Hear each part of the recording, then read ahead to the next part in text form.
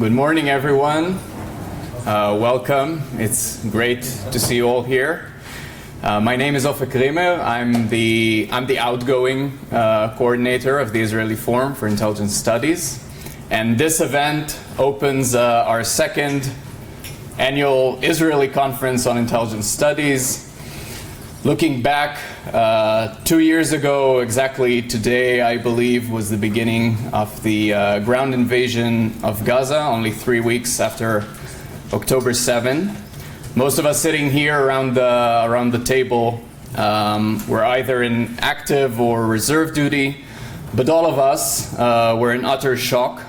We were shocked as Jews, as Israeli citizens, for whom this place, this country was supposed to be a safe haven. And we were shocked and baffled as intelligence scholars, practitioners, and ex-practitioners. Therefore, the theme of our first annual conference last year was strategic surprise, causes, and remedies. But all of because October 7 was such a sobering and humbling event, we realized there's so much we need to learn as an academic community, but mostly as a nation, as an intelligence community.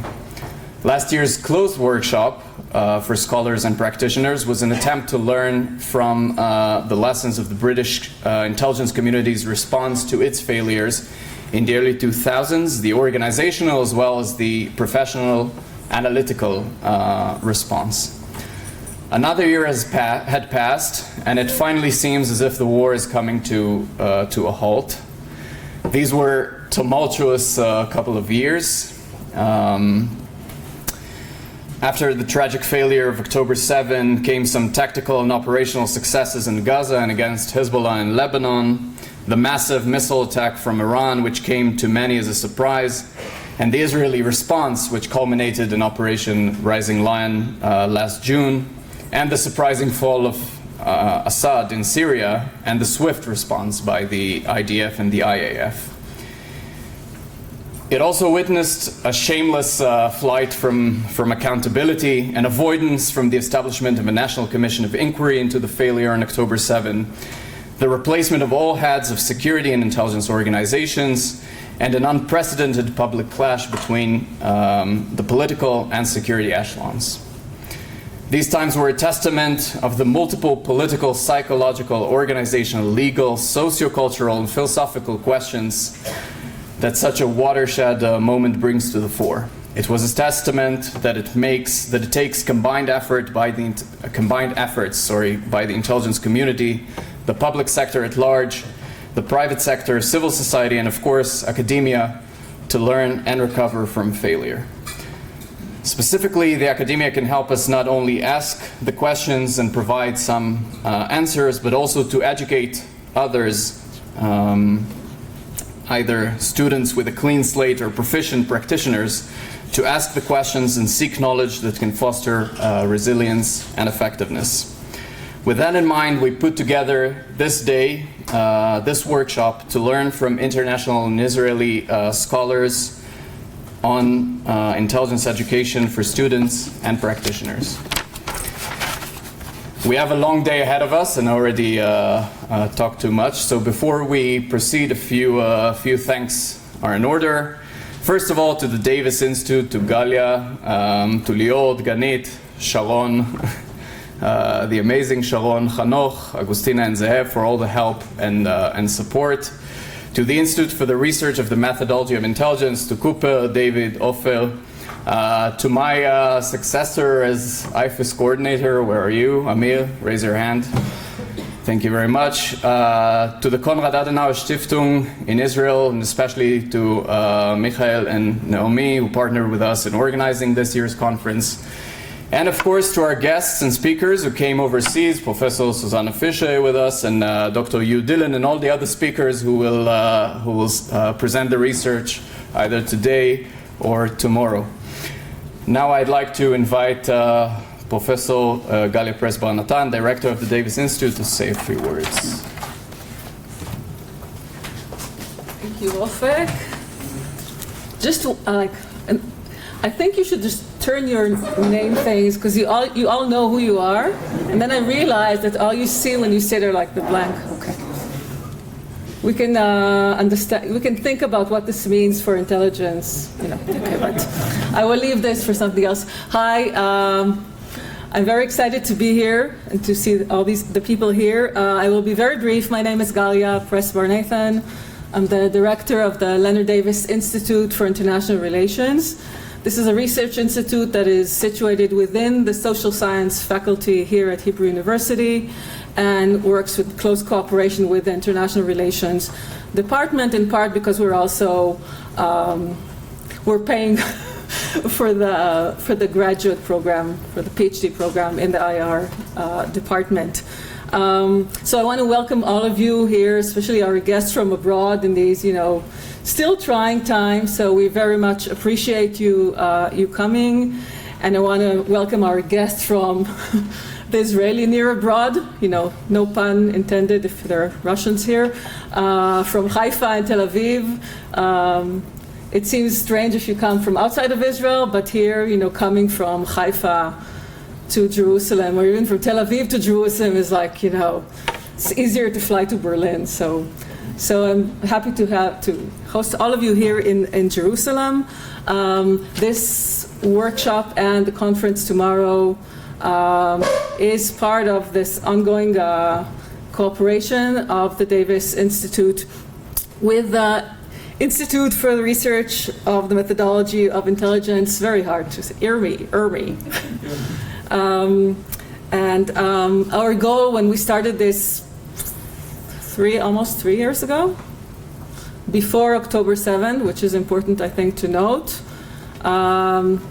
was to try to advance the intelligence studies as an academic field in Israel.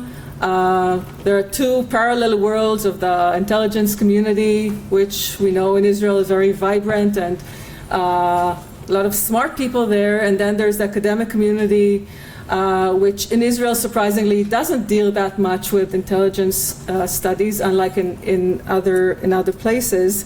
And this cooperation is meant in part to try to sort of bring these worlds to more interaction with each other. This has, of course, academic purposes, and it has policy relevant purposes, and Ofek started with October 7th, so needless to say why this is important politically. It's also important for policy because we are witnessing all sorts of other challenges to the intelligence community, to the relationship between the intelligence community and the government, the whole issues of democratic backsliding, populism, and pick your challenges. So there are a lot of challenges here that work at both levels, the academic and the policy. So the synergy is really important, and at the same time challenging because we have different cultural organizational cultures, because sometimes we have different expectations in terms of what it is that is driving our work, if it's the policy or the academic. There are normative implications for what we write and how we cooperate, which are sometimes contentious. And all these are reasons, I think, to actually do this and try to sort of advance this cooperation. So I'm very happy for this. And I want to thank our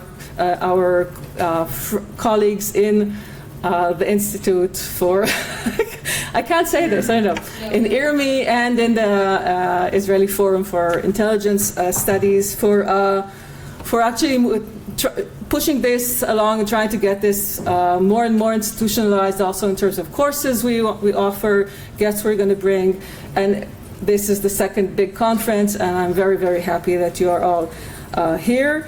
I also wanted to thank Hanoch and Sharon from the Davis Institute, who worked really hard on this, and also our friends in the Konrad Adenauer Stiftung Israel. And I don't know who to look at. Hi, thank you so much for facilitating, making this an international workshop. I think the international dimension is extremely important to get perspective. If we want to study about ourselves, it's almost inevitable, I think, to talk to people who had other experience, but who can also look at us from the outside and see different things. If you turn the names, you see different things. So thank you all very much, and thank you, Ofek, who is probably the heart and soul behind all of this, and I wish you the best of success and luck in the next step ahead. Okay. Thank you. Galia. Next, I'd like to invite David Siman-Tov from the Institute for the Research of the Methodology of Intelligence. I had enough time to practice. Yeah, okay. Now you see. Galia has managed to convince me more than anybody else. Good morning, everyone. The cooperation with academia, Everyone call me Dudi Siman-Tov, not David, but it's okay. In English, it's David. I'm the deputy of the head of IRMI. Iris Cooper is for 10 years the head of the institute. It's a great honor to open this workshop. Over the past decade, the institute has initiated an effort of academization of the intelligence, a process that bridges the intelligent community and the academic world, combining experience and practice as a reflection. This effort has two central aims. One is to professionalize the intelligent education, and the second is to develop new knowledge. And we do the both things in this workshop and tomorrow in the open conference. In this sense, we aspire not only to teach to intelligence, but also to study it and to challenge the assumption of the generate insight that will enrich both scholars and practitioners.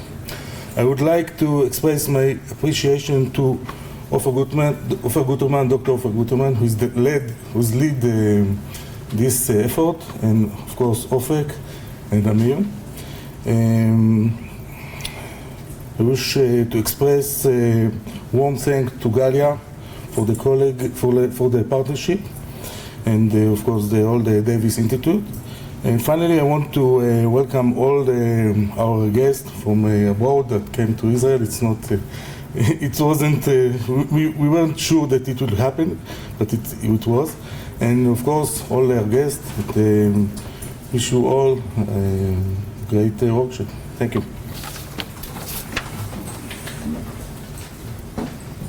Thank you, Dudi. Now I'd like to invite Naomi Mittelmann Cohen from Konrad Adenauer Stiftung.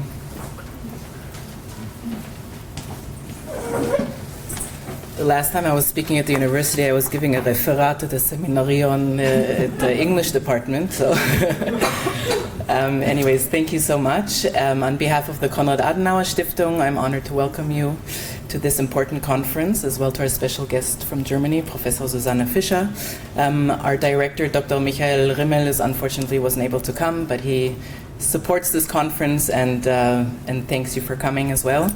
As a foundation committed to promoting democracy, rule of law, and security policy rooted in democratic values, CAS Israel sees this topic as central to our mission, particularly here in a region where the stakes could not be higher.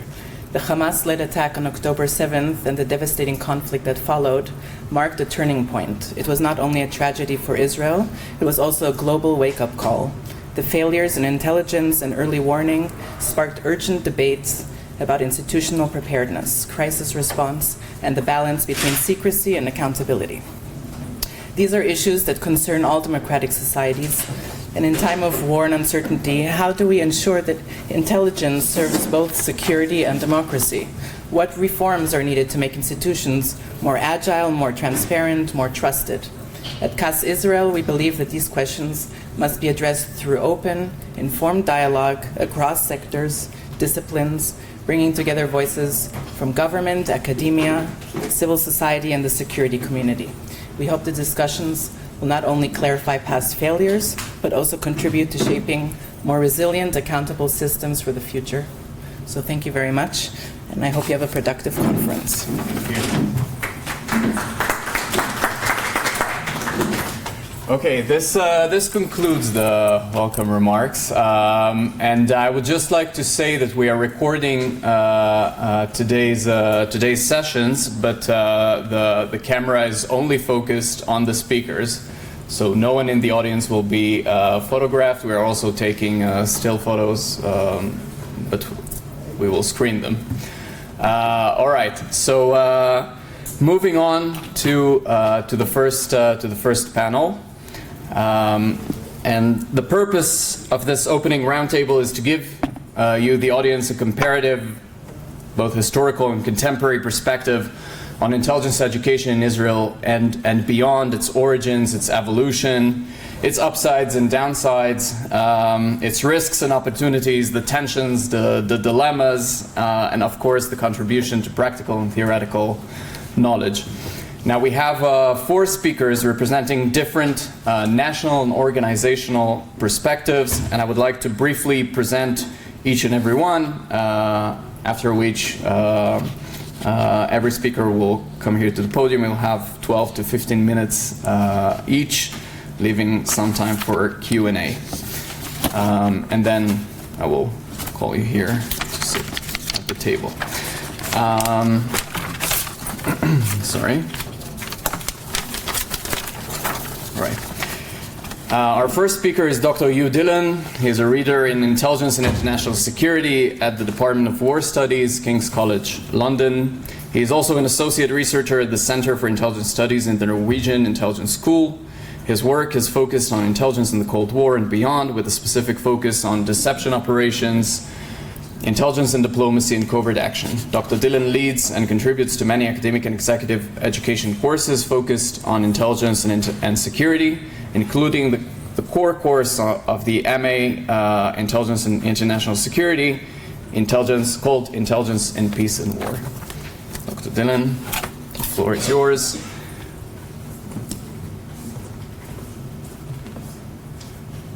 Thank you very much.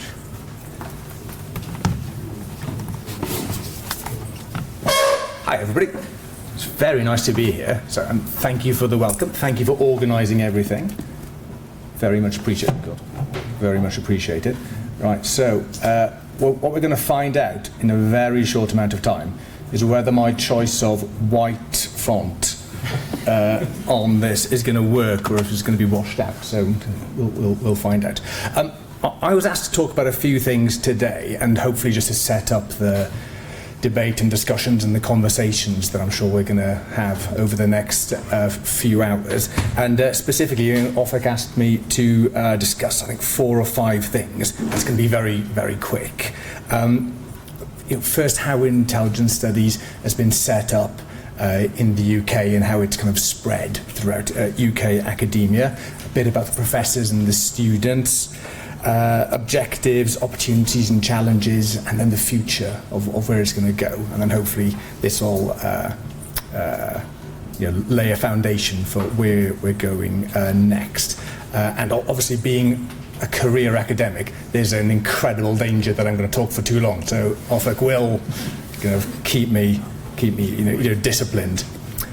Good. Right. So I'm going to start with the origin story, and the kind of long history of intelligence as a discipline in the UK sort of reaches back to sort of the late 80s, early 90s, and it relates to a few things that are kind of structural, I guess, in nature. I guess they relate to the erosion of official secrecy and the gradual just opening up of archives, the willingness of people to talk, the availability of just material for scholars to work with. And so we moved from this state where you had autobiographies, memoirs, kind of granddads and grandmas talking about what they did in the war, to actual systemic academic study. And obviously when you have a foundation to build on, you end up kind of developing a momentum. And so with the openness came a growing historiography, a growing diversity of study, and with that you see the development of kind of modules. So as opposed to 20th century international history, you see 20th century international security history, and then in departments that focus on, say, American studies, you get the history of the CIA and American foreign policy and that kind of stuff. So you see the dynamic. The source materials become more available, people become more interested, a growing body of work accrues, and academic courses and programs followed. It tended for a while to be centred around particular departments and particular individuals. Many of you will have heard of a number of these. So people like Christopher Andrew in Cambridge has been like a driving force in intelligence studies in the UK, and his Cambridge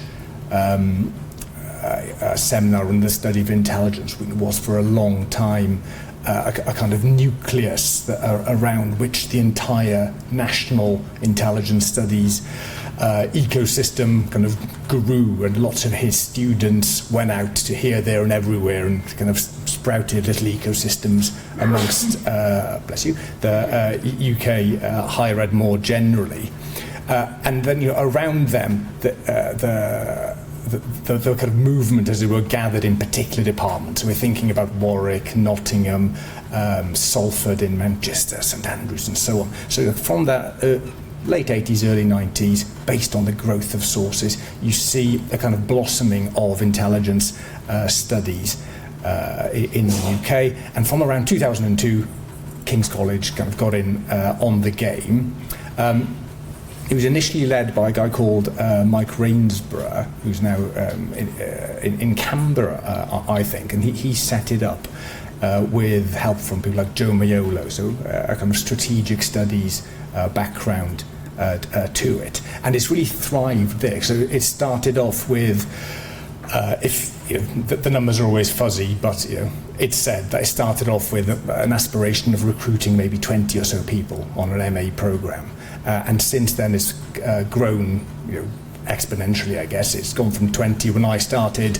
We were doing 60 odd people, and now it's maybe between 80 and 100 people who come on the MA studying intelligence and international security. So it's kind of blossomed, it's thrived, and it continues to be oversubscribed, and it continues to grow. Why was this the case? Well, I'd suggest that it's a combination of factors. I mean, some of them are sort of temporal and some of them are structural. So in terms of when it was set up, the time was right. 9/11 was dominating debates in the security sphere. Students are interested in how something like this can happen, how intelligence plays into the response, the growing visibility of covert action, the growing prominence of discourse around intelligence failure, etc., etc., etc. All of this is kind of feeding the beast. People were interested in it. It was obvious that it was important.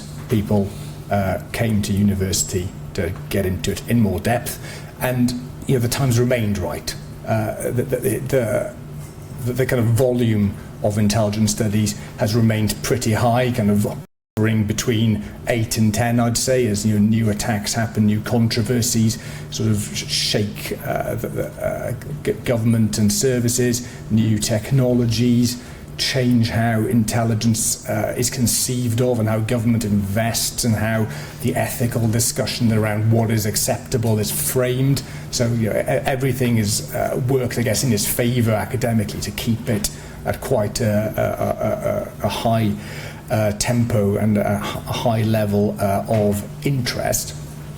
And I'd suggest that in terms of the war studies approach, there's a few things that we do that has kept it as one of our most successful programs. It kind of vies with international relations as our most attractive and most successful program. And there's two particular things that I would land on here that I assume apply elsewhere, but King's is what I know, so King's is what I'm going to talk about. The first one is interdisciplinarity. So the Department of War Studies is rare, I suppose, in being very kind of methodologically agnostic. I mean, we have people who do all kinds of things from all kinds of approaches with all kinds of methodological preferences. The thing that unites them is that they're interested in the study of war, conflict and related issues. And as long as it kind of works, that's fine. You're welcome in the department. Nobody's going to question what you do and how you do it. And that is very appealing, I think, for students who come in, because they can come to us and study intelligence on a core course, but they can supplement it by studying conflict resolution or East Asian navies or whatever else is of interest to them alongside that aspect of their study. Which means they come out with a more kind of holistic approach, I think. Because, intelligence is obviously a thing, but it's a thing that is related to lots of other things, like strategy or decision making or conflict resolution or whatever it may be. And so students will. One of the things we like to think of is that students come to us, they can do it, but they can also append it to what they're most interested in and get the value added from it, because it's always contextual, isn't it? In intelligence.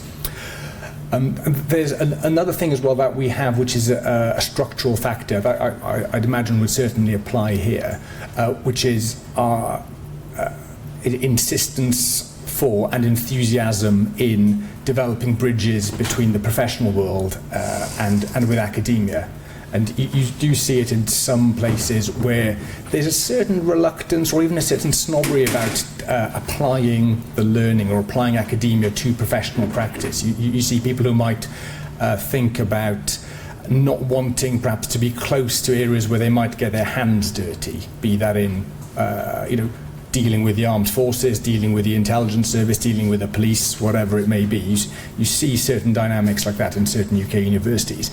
But it's a thing that we've never really had a problem with, and we've in fact gone out very, very proactively and very deliberately and tried to recruit people who are retiring from government service and to bring them in to the department as visiting professors and so on. The Americans do this with professors of practice as well, and to really integrate their experience and expertise into the academic program, into day-to-day teaching, so that the students can have kind of academic, proper, and the bridge, between academic, kind of very bookish academia and what it's like on a day-to-day basis in the office. As it were, and this culture, I think, this kind of attempt to bridge academia with professional practice has been quite a successful formula, because many, I guess, students are interested in the study of security and intelligence on a purely academic basis, but far more of them are interested in a career in that field, and to have that connection is something that they are.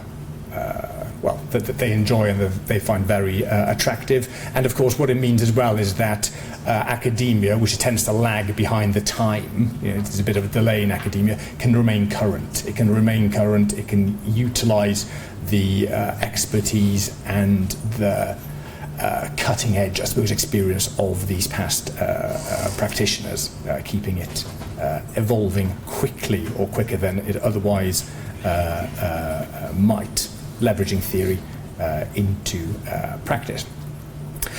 What it's meant, as long as my time runs on, what it's meant, I think, in practice is that we've been able to do a few things in terms of linking academia and government, and these are in no particular order. I mean, one of them is to sort of demystify intelligence a little bit, and it's still it's amazing from our perspective the amount of disinformation, myths, and just wrongness of some of the opinions that some people have when they join us at the start of the course, and we have to do a bit of sort of deprogramming in a way. It's like, no, it's not quite like that. But we see it then, once we've done that, having a broader awareness of the nature of the importance of intelligence to security and to kind of social cohesion and so on has proven a very valuable thing we can do, because as I mentioned a few minutes ago, one of the things students want to do is go into a career in this field. So if we can demystify it, create a broader pool of people with an interest, awareness and understanding, we see it as a kind of job well done, be they go into the core services or into the growing private sector that works with them. It's a thing that we feel it's not a duty as such, but it's a good outcome if we can create a cadre of people who are very attuned to national security requirements and some elements of national security practice. Linked to that is the development of relevant knowledge. So academia is its own thing, and academics do what they're interested in. There's no guarantee that these are going to be kind of useful in any direct way to government, but by having closer links with the government and policy, academics can work on things or problems that are more relevant, and, you know, and they do, and they can also work in collaboration with. And one of the things that we've been quite successful at and see as a very, very valuable thing is integrating academics with government. So people go into secondments, people from government come into the department, and, you know, but then there's a mutual learning and a sense of where the gaps in knowledge are, where the priorities are, where people can help other people, and so on and so forth. And that links into a variety of other things, like, you know, setting up intensive bespoke courses, PhDs, creating a culture of education, and I think very importantly, you know, creating space. And one of the things that we tend to notice when people who are in professional practice come to us to begin with is that they just don't have the space in their day-to-day life, their day-to-day job, to step back and think, to step back and read, to step back and evaluate, because they're just too busy. They've got a job, and that job is important. And, you know, the luxury of spending half a day reading an article is just not open to them. So that the entire kind of construct, in a way, is designed to have that as a thing that people can enjoy, the time to reflect, the time to grow, I guess, as professionals. Very, very quickly, in the kind of minute or so I have left, opportunities and challenges, which is where we got our point of departure. There are many, and, you know, perhaps these can be something we'll discuss as the workshop goes on. One is the continuing battle between education and training, and who does what, and what the value of each is. I mean, given that my job depends on it, I would always stress that education is hugely important, but not everybody agrees. The problem of critical study versus advocacy, that there is a mindset among certain elements of academia that once you kind of engage closely with people, that you can't maintain a critical distance, and I think that they have a point, but they're not totally right, but it's something very much to be aware of. The closer you get, the harder it gets to remain critical, and being critical is important. There remains a Western bias in the literature. We all kind of know this, but there remains a problem. A lot of academics are not cleared security-wise, so you have an outside-in perspective, and so there's the problem of relevance. I mean, you're doing what you're interested in, but is it actually relevant? Well, maybe not. You don't really know. There's definitely an intelligence failure trap. We kind of select on a dependent variable. We study a lot of failures. We don't study a lot of successes. So what are our lessons, and are they actually what people need to be focused on? Maybe, maybe not. It's something that has to be kept in a careful eye on. And very finally, last but one, the evolving technological landscape and what this means about the disciplines in academia that have to lead into intelligence and support kind of the development of intelligence practice. I mean, traditionally in the UK, it's very humanities focused, historians, social scientists, and so on. But the question is, are these the right people for the more techie, more AI-enabled future? I mean, I would suggest that the answer is maybe yes, because a lot of the failures that we see are often when people forget the human side of intelligence work and focus on number crunching and on data and so on and so forth. But I would say that because I'm a human-focused person. And very, very finally, the biggest challenge is always kind of reminding government that they need to spend money on education, and it's something that has to be prioritised, because without it, you lose perspective. With that, I will be quiet and go sit down. Thank you all very much.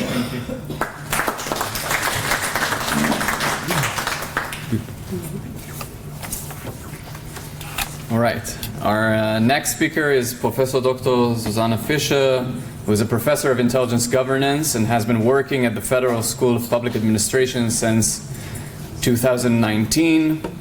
Prior to that, she taught and conducted research at the University of Bundeswehr Munich and the Peace Research Institute Frankfurt.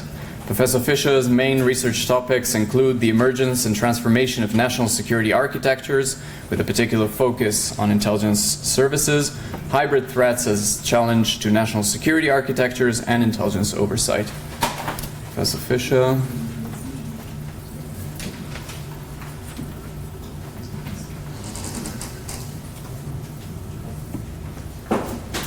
There you go. Okay. Well, first of all, thank you very much for this kind invitation to this wonderful conference. I'm really delighted to have the opportunity to say a few words about, well, intelligence education in Germany. I will primarily talk about intelligence education now. I can say a few words about intelligence studies later, but I stick to my topic now for this presentation. And of course, I'm delighted to also say a few words about the challenges and opportunities that I have encountered while teaching at those two institutions. Compared to other countries such as the United Kingdom, Germany, at least to my opinion, is still in its infancy when we talk about intelligence education.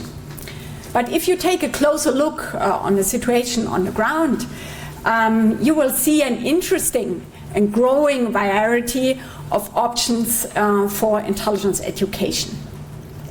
And to illustrate this in a more systematic way, I'd like to show you the following. I think it might be useful to distinguish between different styles of education and different types or addressees of education. Of course, this distinction is, well, idea-typical. Empirically, we have the differences are gradual. And nevertheless, I think it might be a useful starting point for this, discussing intelligence education. Looking at the styles of education, they differ primarily in how much emphasis we place on theory and how much focus they place on practical problems or application. And when we look at the recipients of intelligence education, then we'll see that I distinguish between those who are affiliated, maybe to the armed forces or the intelligence community, and those who are not. And within the affiliates, I then distinguish between beginners and experienced practitioners. So, what are the benefits of this kind of classification? I think it allows to demonstrate that we are dealing with different types of learners. And in my view, this is relevant because those types have different prerequisites, they have different needs, and they have different goals. And this results in very different opportunities and challenges for teaching intelligence or for intelligence education. And I think this might be also a very, well, relevant point for the later discussion. I won't go into the details about these types now because I want to turn to intelligence education in Germany first and say a few words about this. So why is this classification helpful with regard to intelligence education in Germany? I think it's relevant because I can show you now in a more systematic way that intelligence education in Germany is available to all types of learners. Speaking about type A, you can see that we have colleagues at the University of Erfurt, at the University of Potsdam, at the University of Bonn, and also within the Box Applied Scientific Teaching at the School of Economics and Law, who regularly offer seminars or individual lectures on intelligence as part of their regular teaching. What is important to know is that this type of intelligence education is still very selective. So we don't have bachelor programs, master programs on intelligence or strategic intelligence right now in Germany. But it does exist. We have these sessions and seminars, and it's currently growing. This is very important. And we also have a semi-public discourse right now that we need more of this kind of intelligence education in Germany. And it's also important to know that our university is in close cooperation with the professors and members of the departments within these universities. So my colleague, a historian, is closely working with Professor Neitzel at the University of Bonn, and with Professor Schlie at the Potsdam, and Professor Schlie with the University of Bonn and Potsdam, and I'm closely cooperating with the colleagues in Erfurt and Berlin, and we put together panels for academic conferences. We try to have a network, common colloquia for PhDs, and so on and so on. So have a regular exchange. Now let's come to type C. Now, of course, the intelligence services offer their employees specific programs as part of their initial education and further training. And to this end, the intelligence services have established own and also joint training institutions, namely the so-called Akademie für Verfassungsschutz, founded in 1955, that primarily addresses members of the domestic intelligence services. And as you know, we have the state level and the federal level, so there's a big group of students there. And then we have also the Zentrum für nachdienstliche Aus- und Fortbildung, founded in 2019, that offers joint training programs for the whole intelligence community. Intelligence education, education at this institution, of course, focuses primarily on the practical needs of the intelligence services. I'm not involved in this program and cannot provide further details. However, there are programs I can say more about, and these programs are the programs that cover type B. I'm involved in a master's program that the University of the Bundeswehr Munich and my university are offering jointly for members of the intelligence services and members of the armed forces.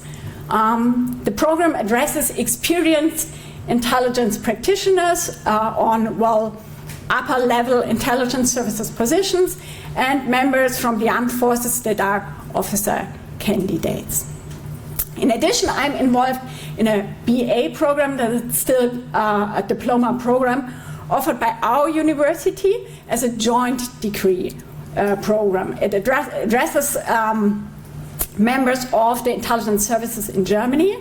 And it's important to note that most members of this program, around 99%, do not have any practical experience. They apply for this program directly after completing school. So, what are the challenges and opportunities for teaching in these programs? Well, first, it's a tremendous opportunity to have students from different services, or the services together with the members of the armed forces, in one classroom. As there's a chance that a community will develop that understands each other and understands each other's logics. However, this opportunity is also a huge challenge, as we sometimes have very heterogeneous groups. And this heterogeneity makes teaching even more difficult, as we sometimes have experienced and non-experienced students in one classroom. But if you get the experienced and inexperienced students listen to each other, learn from each other, and work with each other, then, and this is at least my experience, then receive fantastic results. And we also see this if we put together students from the regular universities and university members of my university. So we also have, some seminars or selective seminars where we have students from regular universities coming in and they work on specific topics together with our students. So we have heterogeneous groups, but we let them work together. Third, at both universities, I've been teaching at the Bundeswehr University and the University of Applied Administrative Sciences. it's always challenging for students to connect theory with their future, well, practical work. Of course, we discuss Bourdieu. Of course, we discuss principal agent theory. Of course, we discuss governance issues. What I do is that I usually refer to, well, methods of empirical data collection and analysis to bridge this gap. And I find that it helps students to find their way into analytical thinking and theoretical thinking. Because when we talk about Bourdieu and about the hypotheses and ask ourselves, what kind of data do we need to prove this hypothesis? How could you collect this data? What quality does this data have? Then the students start thinking about theoretical and analytical questions. And dealing with data is something, well, besides that, that all my students have in common as future members of the wider intelligence community. So it's also a good tool to bridge heterogeneity. Fourth, we have the opportunity to invite practitioners to our classes. And this is very, very helpful for connect theoretical thinking with practical thinking. We prepare these sessions through reading conceptual texts. We read Bourdieu, we read Hannah Arendt, we read Kenneth Walls, and so on and so on. And then we prepare questions, and then we meet the practitioners who tell us how they do cooperation in intelligence. What are the obstacles to cooperation? What role does organizational cultures play? What role does power play, and so on and so on. And this is how we are able to connect theoretical questions and practical questions of daily intelligence work. And with these points, I'd like to, well, come to an end, and I'm looking forward to an interesting discussion. Thank you very much for your attention.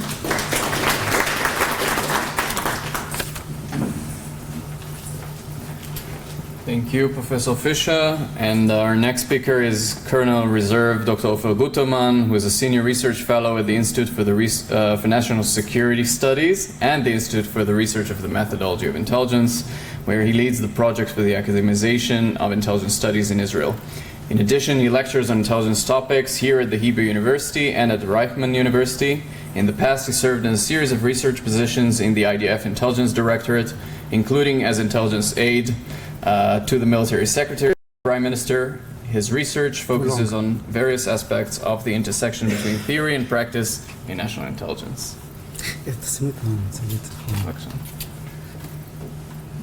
Okay, so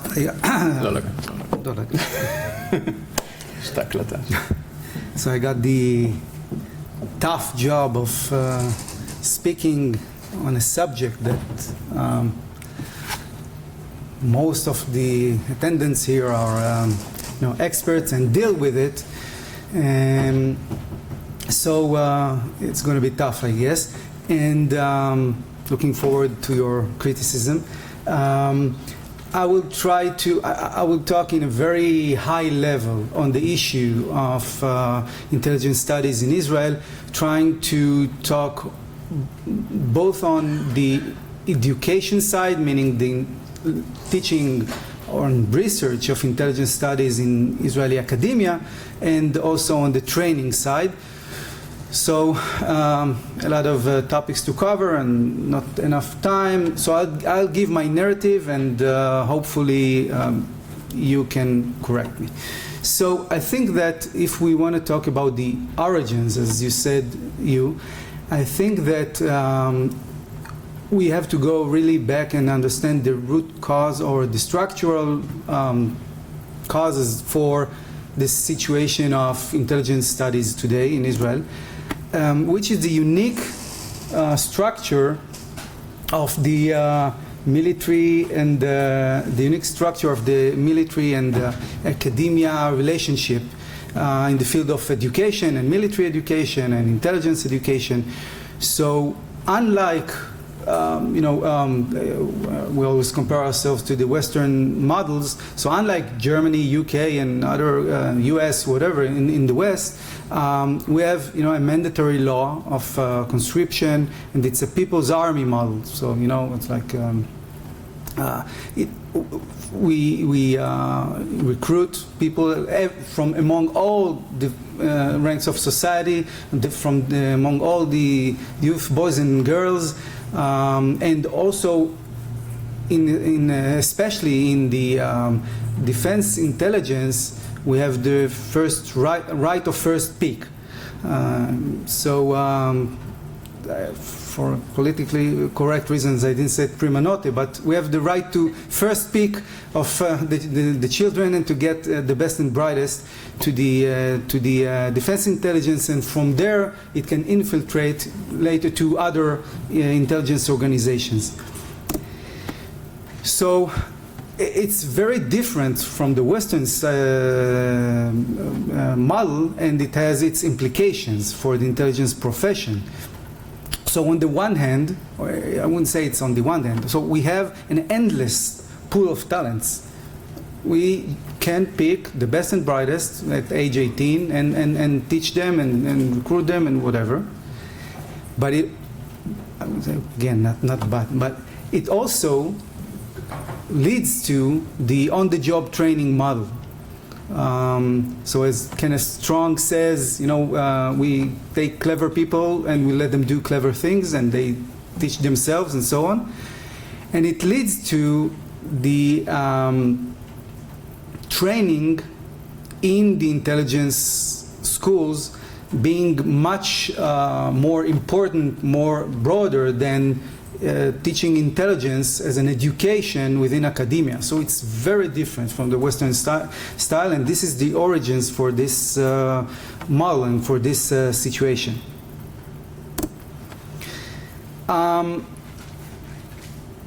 Now, if we look at the situation within, both in the intelligence schools and the academia, so we see that regarding training, basically, I'm talking generally speaking, of course, it's most of the time only basic training. And of course, I'm biased to the analysts, right? Maybe less than on collection or operations, but I think it's the case, it's the same case. So only basic training. And where we see advanced training, it's mostly on matters of command and management and less on analytical skills and deep advanced intelligence stuff. And when we look at academia, so when we looked at when we kind of started this academization effort within the Institute for the Research of Methodology of Intelligence. So we checked in 2019, there were, in all of Israeli academia, 14 classes, only 14 classes dealing directly with intelligence. The second thing to say is that the studies, the teaching in the University of Intelligence Studies are basically practitioner, teacher-based. I mean, mainly, well, people like me were ex-practitioners and basically teaching a version of what they did when they were practitioners. It has its merits, it has its ups and downs, good things, bad things, but this is the situation. And quite a lack of research, not real academic research on intelligence. And again, this is a gap. And this is the basic situation, and I think that for a decade or two, we can talk about the erosion of analytical professionalism within the intelligence institutions. And also it has to do with education. So we can see that even people that are, let's say, their career is in the analytical side of intelligence, still there is a tendency, a shift toward technological studies. So as I said, it's a BSc and not BA. People want to learn computer science even though they are, intelligence analysts. We see the big shift toward more operational way of doing intelligence in Israel, the tactical operational bias, which was always the case in Israeli intelligence, but it grew dramatically in the last 2 decades. And also, I think we should talk about the decline of mentoring training because of different reasons I won't go into now due to lack of time. We talked about the OJT model, the on-the-job training model. So for OJT model, you need mentors, you need senior analysts to teach the junior analysts. But as I said, you know, the erosion of the analytical profession in intelligence led to the lack of mentors, lack of senior analysts, so no one to teach the juniors. So you're learning OJT, but you learn what you do, which is something I think different than what was done 2 or 3 decades ago. So we see the erosion of core skills and lack of intelligence-related education as a gatekeeping mechanism. So if you're OJT, at least you know you have some mechanisms. Those mechanisms were eroded. So looking forward, I think we have to talk about where do we go from here. I mean, especially after October 7 and you know these observations that I just gave you, I think became more apparent. People understand it more after October 7. What can we do about it? So I think we can talk about 2 growth engines. One is the academization effort, which is I might say maybe to a larger extent is done by the Institute, but not only by the Institute. I think when we talk about it, October 7 also can give, or even starting to give, a boost for it. So, and as David mentioned at the beginning of the day, our mission is to promote intelligence studies at the Israeli Academy and advancing the intelligence education within the Israeli intelligence community. So it's about trying to advocate for more research, more academic, which of course can bridge between academic and practitioner fields in research of intelligence, of the intelligence field, the teaching, more courses and so on, and also trying to build a community, because the amount of scholars dealing with intelligence studies in Israel is not that great, it's not that good. I mean the amount, not the quality. So we wanted to combine them together for more collaboration, networking, and so on, which is of course what IFIS is doing. And I think the second, paradoxically or not, the second growth engine is the lessons learned from October 7 and the need to professionalize the intelligence profession and the analytical side of it especially, but not just it. I think that we have to understand that although the culture of the security apparatus in Israel and within it the intelligence apparatus, the culture is somewhat anti-intellectual, very, very practical based. We need to see, the academy has its merits. I mean, the academy is a centuries-old learning institution in a mandatory standard. It means that you can't just, and maybe I'll talk about it in the next panel, you can't just, think that something is of interest, then you start teaching it, without, back knowledge, or you somehow think that something is not of importance, so you get rid of it out of the syllabus, and things that happen in training and in education, in academic standard, it's less the case. I think the academy is also a good place to teach the core of the tradecraft, like critical thinking, analytical thinking, creative thinking, so logic, and of course other issues that can be taught better in academy than in training campuses or training schools and institutions. And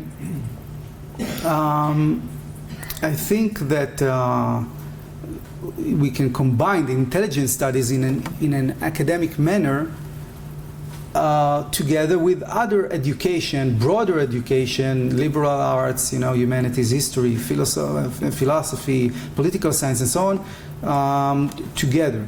And so to integrate intelligence studies in the academic niche in the broader context of higher education, and to give this element to the the way we can build analysts and intelligence professionals better.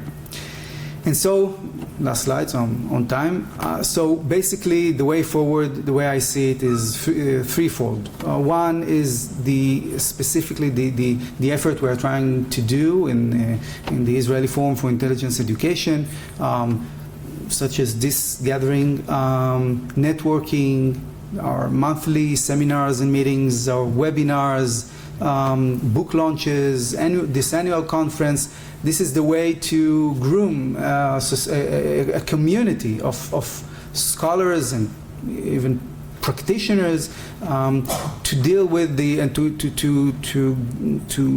enlarge the grassroots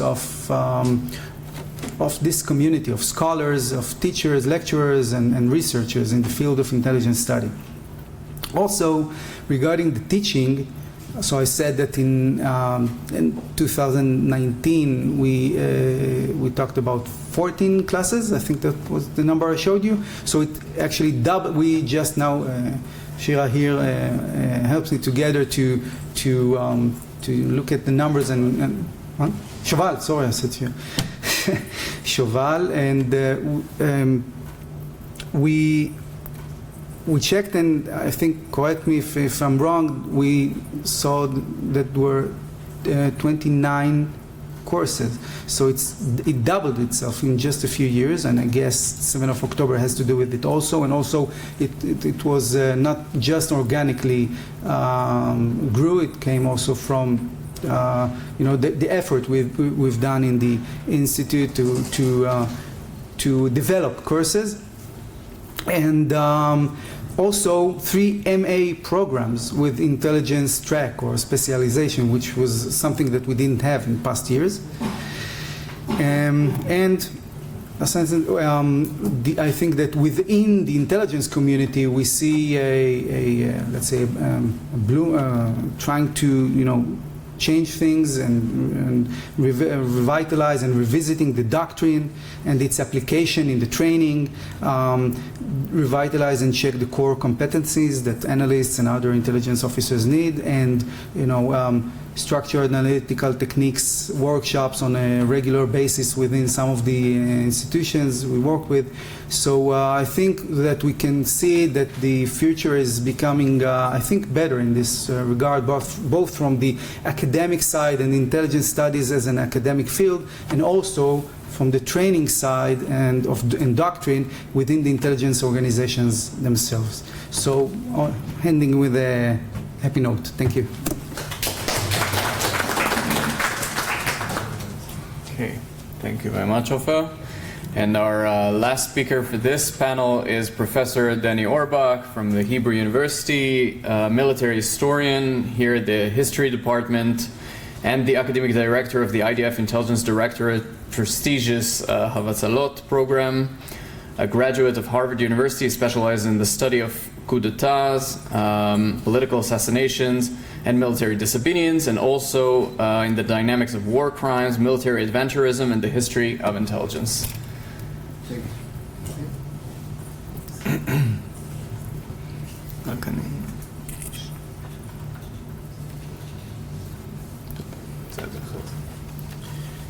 So I didn't prepare slides, so I beg your indulgence, and I think I'll be much briefer than my predecessors here. I want to say a few words about the Havatzalot program, and then reflect a little bit on academic intelligence education. It will be a good continuation to Ofer's presentation, and dwell on a few critiques on the Havatzalot program that I hear throughout the intelligence community, which I believe may have theoretical and practical implications on parallel programs in the world as well, because we are not unique to the Israeli situation. So the Havatzalot program is actually a combination of two educational programs, I would say. There is an academic program. They make a degree here, and I'll elaborate on the nature of this degree in a second. But they also have their own military training in intelligence studies from the military point of view, but we are not involved in their military education. Though, by the way, sometimes it also relies on outside lecturers. It's not only in-house intelligence officer or practitioners. What do they do here in the university? They have a double degree, which is always in Middle Eastern studies.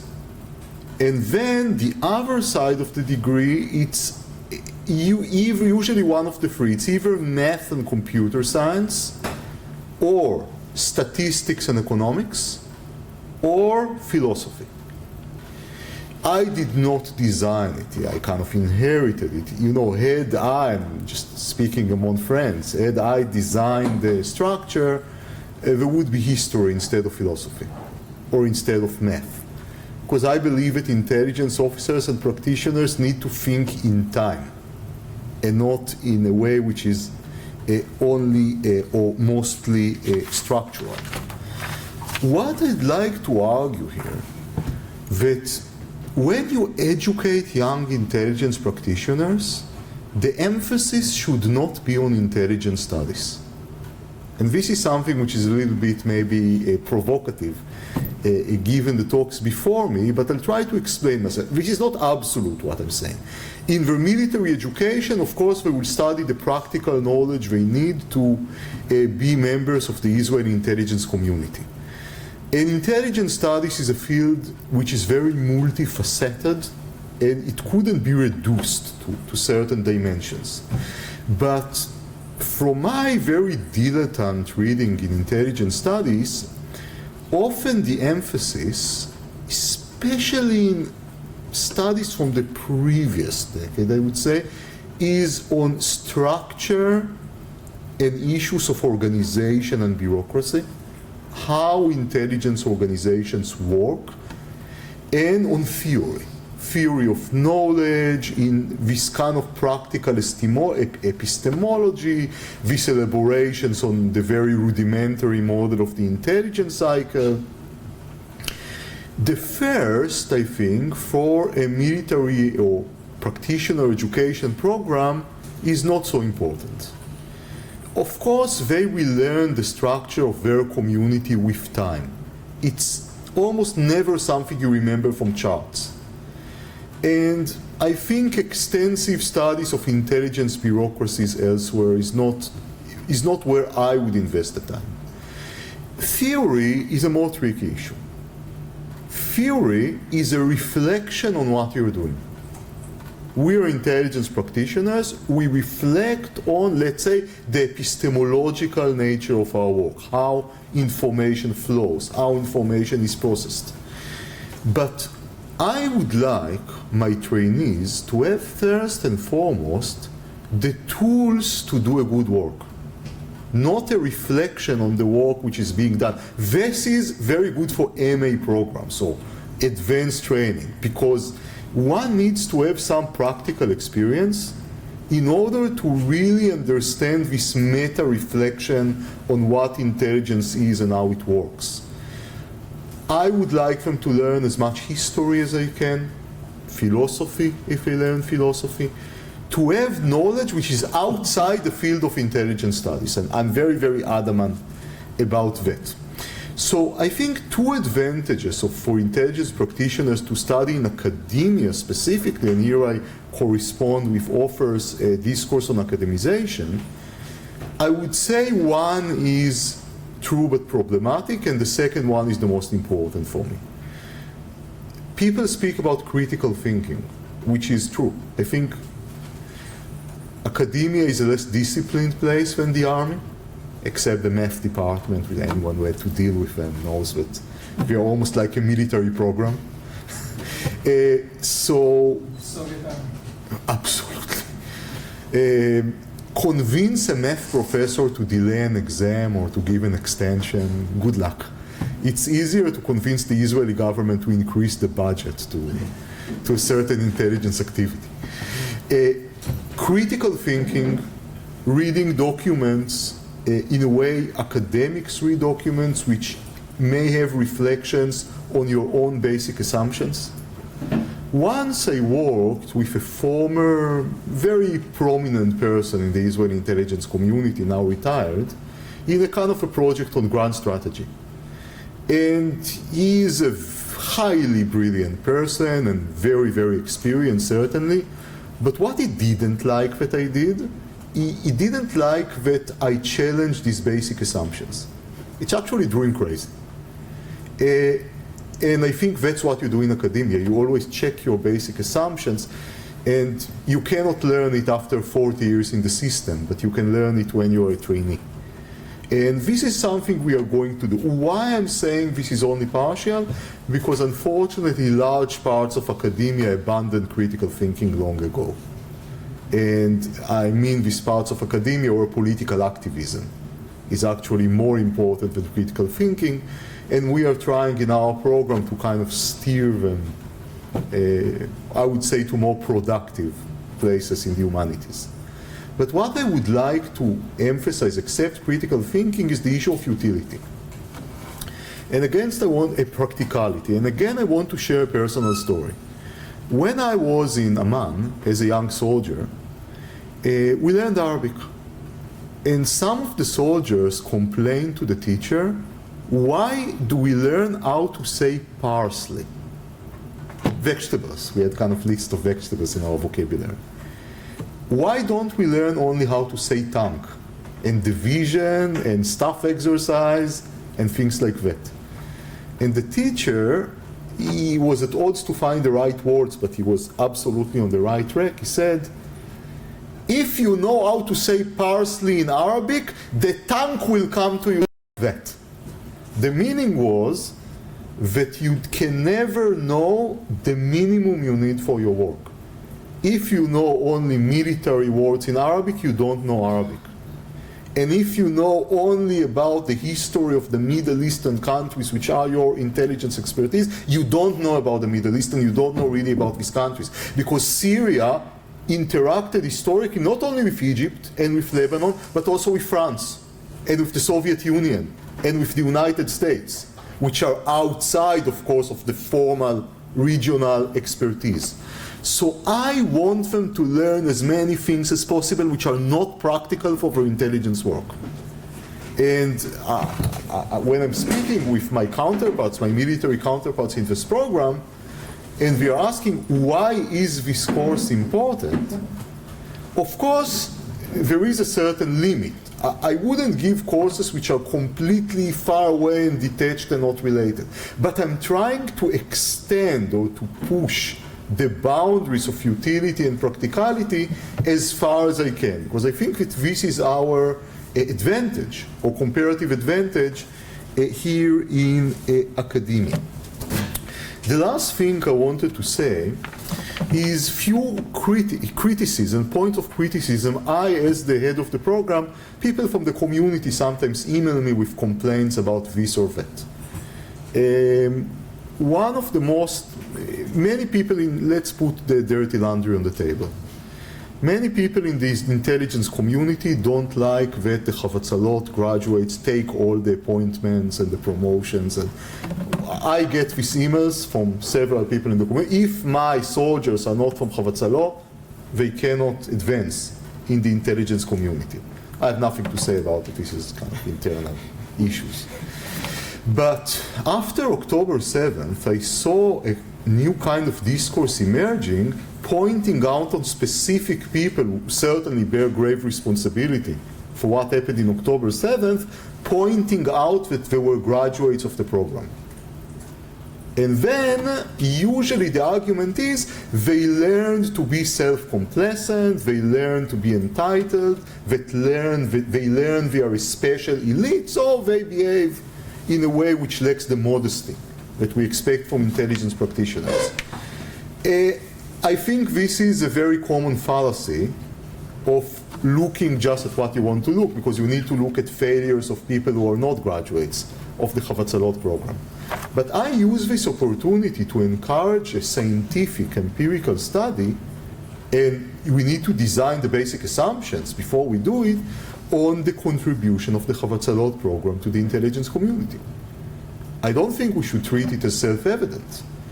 I want to know what is the advantage to the community from our program of study comparing, let's say, to alternative programs of study. And I think I, as the head of the program, I would like to see the results, because then I may tweak my program accordingly in order maybe to increase my comparative advantage. The two last things I want to say, one is about the Arabic education.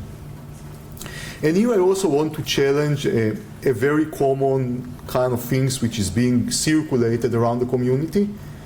The previous, I think the current head of Amman and the previous one believe that every intelligence officer needs to know Arabic. I want to challenge that. I don't think we have enough teachers, and certainly not enough teachers who are competent in this kind of in-depth study of the language. I would rather that the people who really need to know the language will learn the language deeply than that everybody will learn it superficially. Certainly spoken Arabic. And what I would argue is that the people who will not learn Arabic will focus deeply on other skills.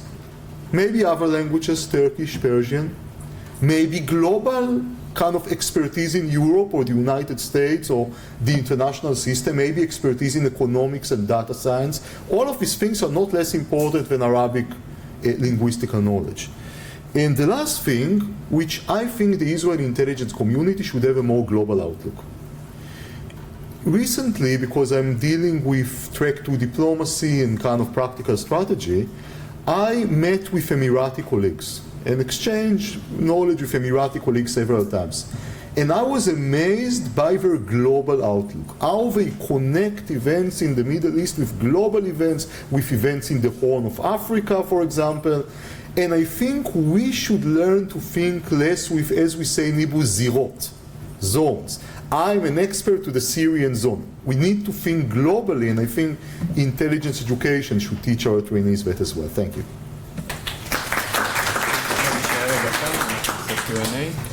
Okay, I'd like to invite all the speakers to join us here at the table. So please take your seats. Tobias, if you can hop one chair. All right. מי שיושבים שם בכניסה, אתם יכולים לקחת את הכיסאות, יצחק ונועם. Okay, so we'll take a couple of questions, comments from the audience. This is the time. Raise your hand. Yaakov, Udi, and anyone else for this round? Inbal. Okay, so Yaakov, go ahead. Thank you for a very interesting session. Right. As a new area of research and practice emerges, there is a strong tendency to establish a separate academic department. And I'd like to have anybody's reaction to this, what I would see as a tension, if not conflict, between institutional interdisciplinarity, in which intelligence studies are distributed among other departments, and institutional separation, in which you have a Department of Intelligence Studies, which I suggest leads to less personal interaction across other fields, separate conferences, separate degrees, less random leakage between disciplines when intelligence studies is a separate discipline, a separate academic department. Any reactions to that? Wait a second. We'll take a couple of more because we are a bit short in time. It's a somewhat similar question around the University of Haifa. For each discipline, we can roughly delineate what are the main issues, what are the main questions. So in your view, what are the main issues this sub-discipline of intelligence studies has to deal with? Okay. My question is in sort of a different direction. It has to do with what Ofer was talking about.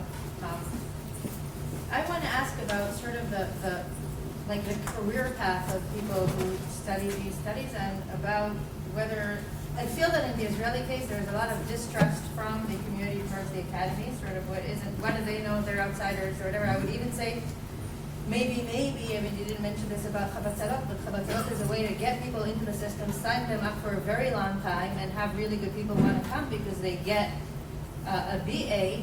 In a way, one might say maybe we don't really care what they learn as long as they're willing to sign up for that long. And I feel that in a way, if it's sort of the friend of not invented here, but you know, like even as if we come in or as the institute, it's sort of like, you know, you're not in practice, you don't see the actual classified materials, you haven't been working at this, you're talking about it, and I feel that there's some distrust there. So I'm wondering if our international friends have a different perspective of that, on that.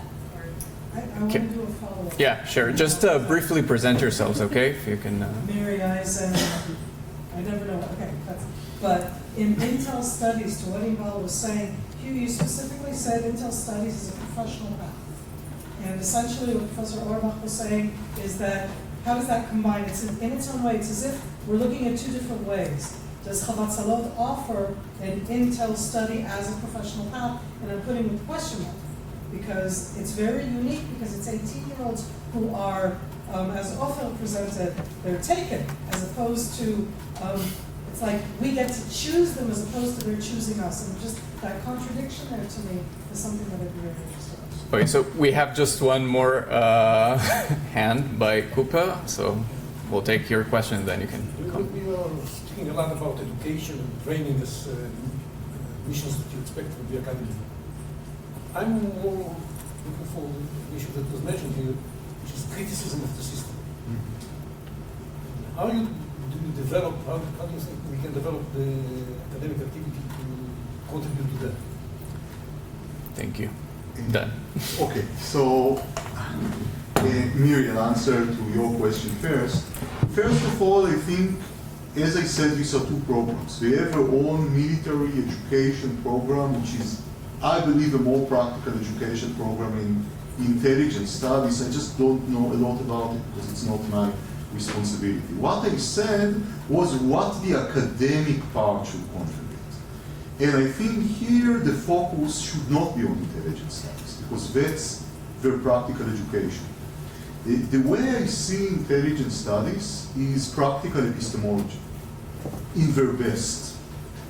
How knowledge is being processed and used and produced in practice, I see it as an MA field more than as a BA field. I would be very skeptical on specific intelligence studies department for the BA because I fear it will become a self-leaking ice cream cone. So it will be insulated from the knowledge that intelligence practitioners or scholars really need in history, in international affairs, and in other fields. I would envision it more as a program with a very small number of core courses and then many offerings from other departments in order to prevent this insulation. Thank you. You, would you like to?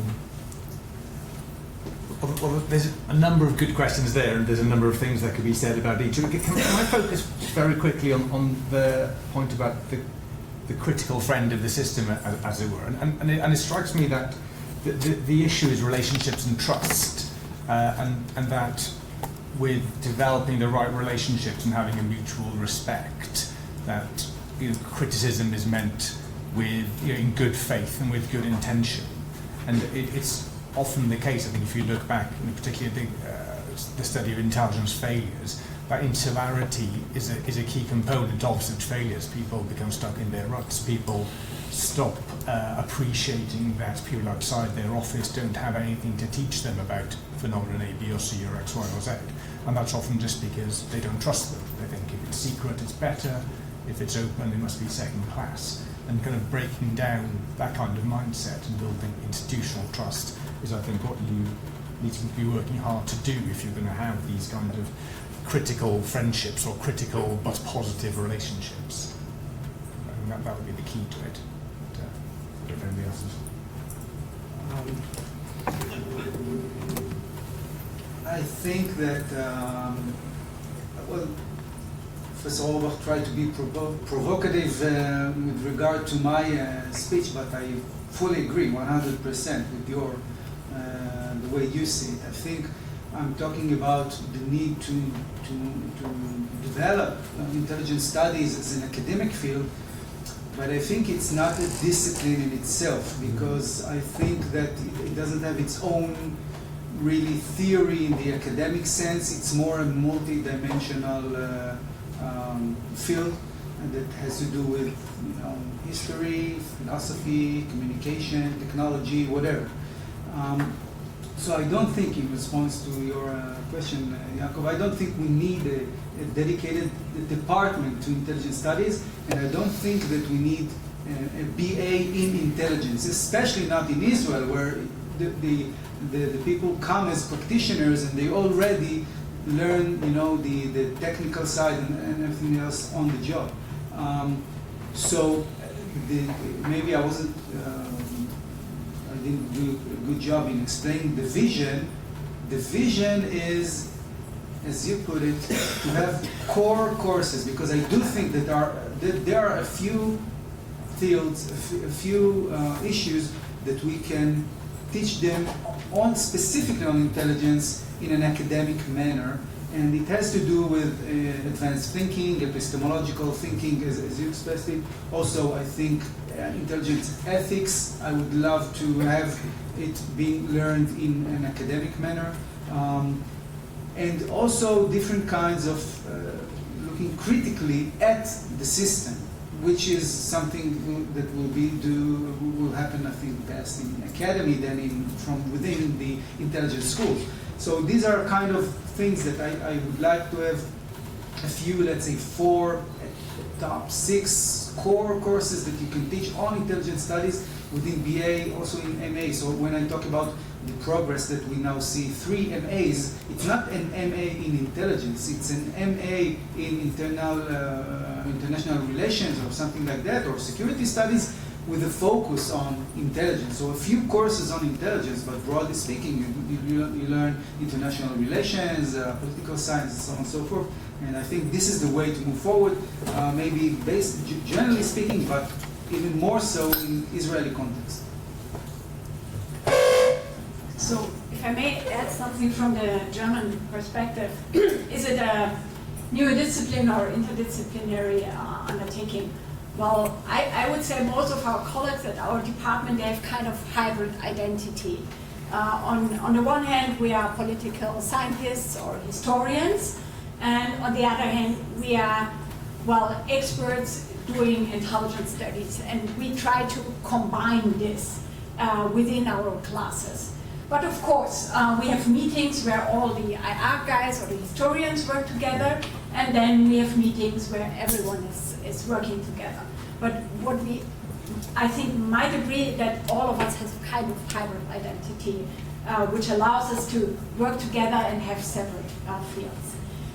Coming to the trust and neutral respect, what we realized when we have been starting the program, the master's program in 2019, was that suddenly the services realized that there are students out there who come back to the services and want to write academic stuff, master theses, according to research questions, and they want to assess empirical data.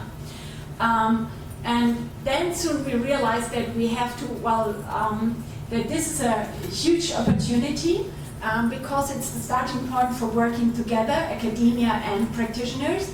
But we also realized that it might take time, and that we have to build trust because systems work according to different logics.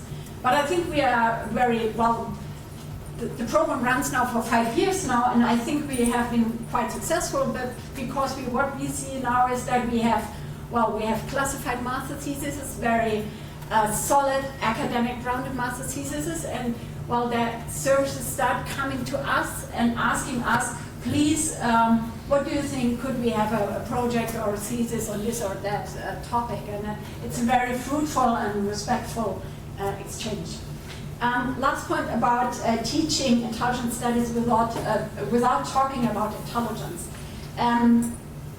we have courses that are very well close to what intelligence services do, but we also have courses on some or sessions where we talk about different things. And of course, you can learn something that you might use as is useful for you as a member of the service without talking about intelligence. Just give you an example. We had a very interesting discussion and session on cop culture. So we had reading literature about organizational culture, and then we have been digging into research who was dealing about police and police culture and cop culture. And then we had workshops where the students had to discuss whether there is kind of intelligence cultures and what are the features of intelligence cultures. And so you can see from this example that you don't have to teach intelligence. You can and you can still get something out for the practitioners, I think. Thank you. We are almost out of time. Do we have any more questions? Perhaps we'll just take them and we can discuss. Okay. I see everyone wants coffee, so we'll break for coffee and we'll reconvene at 11:30 with a panel on intelligence education in a global perspective. Okay, so this day is dedicated to intelligence education, and we thought that it would be interesting not only, so we talked about intelligence education in theory, we talked about it, we talked about the intelligence education as a profession, but now we want to be more perhaps concrete and give you this demonstration of what we can achieve in a classroom discussing about intelligence. So we asked Dr. Dylan to give us this demonstration from his classroom. And you also wanted to say something about the presentation itself, that you're not lecturing us, right? And you're just giving us this demonstration. So thank you very much. Happy to do it. Yeah. So hi everybody, welcome back. I mean, this is the sort of graveyard slot for presenters because you've all had a really good lunch. Everybody's about to fall asleep, so you just have to bear with me. What I want to do is do a lot of having you discuss things and having me standing here, and just occasionally asking you to stop discussing things so that you can move on to discuss the next thing. And that's kind of how we do it. So what I'd like to do first is sort of put you into natural groups of people that you can talk to without sort of kind of massively discomforting yourself. So there's like, I know, a natural 4, not 5 there. Then maybe you guys, there's like, there seems to be a natural split here. So as and when, like this corner here, there's a gaggle of people over here. And then there's like a natural split there. So at some point, I'm going to ask you to discuss things with your people, and you now know who your people are. Good. So when we discussed this, I kind of agreed to it, and then thought, oh crap, I shouldn't have agreed to that. But now I'm here, so this is going to be fun. The class we sort of agreed that I'd give was one concerned with ethics, and it's a topic that's already reared its head a couple of times today. And what I'm going to do is merge two sessions together that we do for the undergrads back home, and usually we have these kind of paired. So the lecture is delivered by David Oman, who's a visiting professor with us, and then I run the seminars. Now obviously David isn't here, so I'm going to sort of channel my inner David Oman for today, and do what he does, do the David O show, and also blend elements of the seminar into it. So that's roughly what we're going to do, and there isn't any conclusion other than what I'm going to say in a few slides, but it's more really of an exercise of what we do to get students to think about the issues, because very, very often the students arrive and bless them, they are just kids, but they tend to approach it as the kind of computer game, and they're like, it's fine, ethics-free zone, hooray. And we try and use these kinds of sessions to drill into them that no, you need to think about the ethics of this, and you need to think carefully because it's important, and it's important in a democracy. The place I want to start instantly is by just getting you to talk about a few things. And I'm not going to ask for any responses, but I'm going to ask you to think about things. And we're starting with a fairly recent operation dubbed by some the Grim Reaper. And you all know this, of course. This has been unavoidable. But we're talking about an operation that targeted Hezbollah in Lebanon and Syria. And then you've got a number of figures surrounding it that are disputed. But I've drawn these from open sources, of course. These are from Wikipedia, I think. But broadly, we're speaking of an operation that seriously damaged Hezbollah's leadership and communications. Figures from various places suggest 1,500 plus people injured, 43 killed, maybe 12 of them civilians. I mean, you get slightly different figures on this, and maybe 3,000 to 4,000 civilians injured. Again, contested figures, but these are the things that will work with the context of this discussion, this debate. So this is the operation. It's been on the news. We're all familiar with it. My questions to you in your groups concern the ethics of this operation. And what I'm going to do is just drip feed you some questions and for you to discuss in your groups. And then after like 5 or so questions, we'll move on and we'll come back to some of the issues raised at the end. But I'm just doing this so that no one falls asleep straight away. Okay, so the first question is a bit long, but the operational success of crippling Hezbollah's command and control operation, was it justified even though the attack deliberately targeted thousands of personal communication devices with a predictable risk of high civilian and non-combatant casualties? So my question to you, in your groups, what do we think?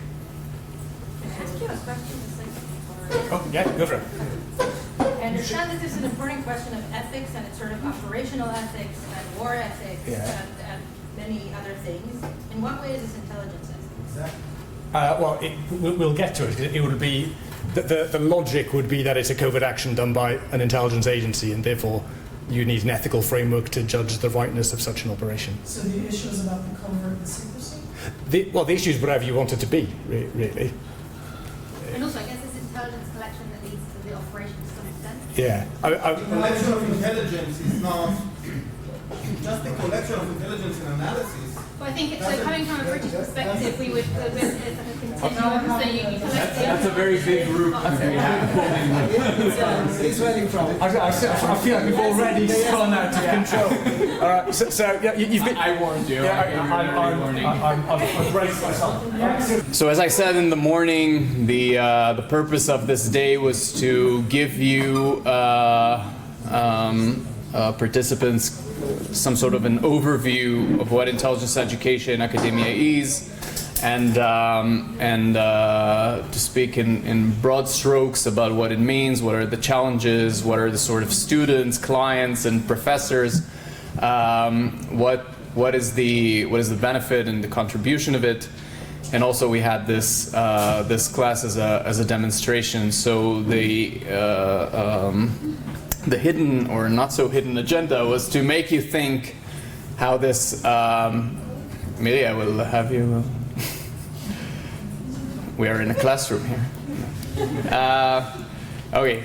So the not so secret agenda here was to make you think how this can relate perhaps to your organizations, and whether it's the IR department, the Hebrew University, or political science department in Bar-Ilan or wherever, or whether it is Bat 15, the training for intelligence, the training school for intelligence here in Israel. So thank you very much. Round of applause to everyone, to all participants and speakers. Thank you very much.